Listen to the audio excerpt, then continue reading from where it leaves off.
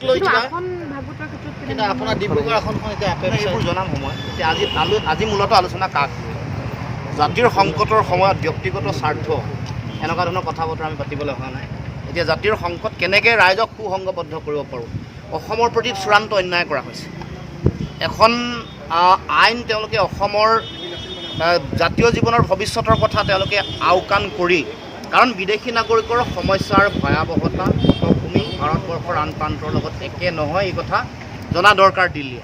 এতিয়া সংখ্যা বেছি আছে কাৰণে জোৰ কৰি অসমৰ কথা মুখলৈ নাচায় তেওঁলোকে কাজ জাপি দিব, সেইটো কোনো কাৰণতে গ্ৰহণীয় নহয়। আৰু সেইকাৰণে আমি বিৰোধী সকলো ৰাজনৈতিক শক্তিয়ে একেলগে হয় পৰৱৰ্তী দিনসমূহৰ আমাৰ সংগ্ৰামেই হওক বা কেনেকুৱা ধৰণৰ আমাৰ ৰণকৌশল হ'ব, সংগ্ৰামৰ ধাৰা কেনেকুৱা হ'ব, সেই সম্পৰ্কত আলোচনা বিলোচনা কৰিম।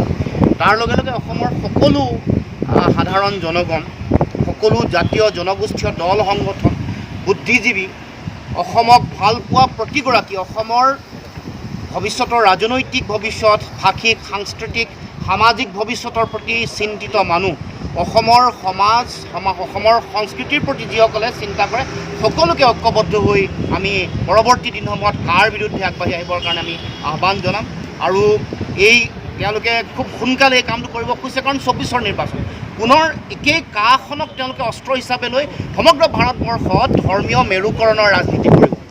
এই মেৰুকৰণৰ ৰাজনীতিৰ আমি বলি হ'ম অসমক পুনৰ তেওঁলোকে বিদেশীৰ ডাষ্টবিন, বিদেশীৰ এখন চৰণীয়া পথাৰ হিচাপে ব্যৱহাৰ কৰি দেশৰ ৰাজনীতিত তেওঁলোকে প্ৰভাৱ পেলাব খুজিছে। এটা কথা, বাকী দলসমূহৰ কথা বেলেগ আৰু লুৰিণজ্যোতি গগৈৰ কথাটো বেলেগ কাক লৈ, কিন্তু কাৰ যি আন্দোলন আছিল সেই আন্দোলনৰ পিছতে লুৰিণজ্যোতি গগৈৰ জন্ম হৈছিল বা এটা দলৰ জন্ম হৈছিল, আঞ্চলিক দল এটা। গতিকে আপোনাৰ কেনেধৰণৰ স্থিতি হ'ব এইবাৰ?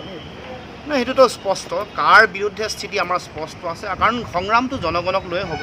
গতিকে সকলোকে আমি উদ্বুদ্ধ কৰিব লাগিব, সকলোকে আমি বিষয়বোৰ লৈ মানুহৰ মাজলৈ পুনৰ যাব লাগিব, কাৰণ বিষয়টো ন্যায়িকভাৱে যুঁজ চলি আছিল আৰু কাৰো ৰুল ফ্ৰেম কৰা নাছিল।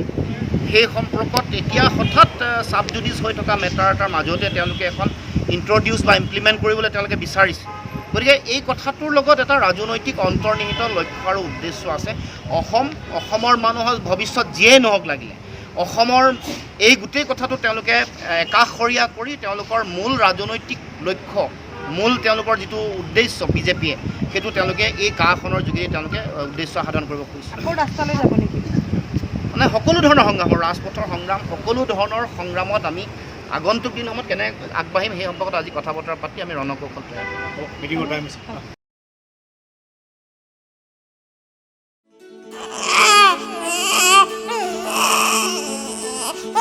অভিনন্দন, আপোনাৰ এজনী ছোৱালী জন্ম হৈছে।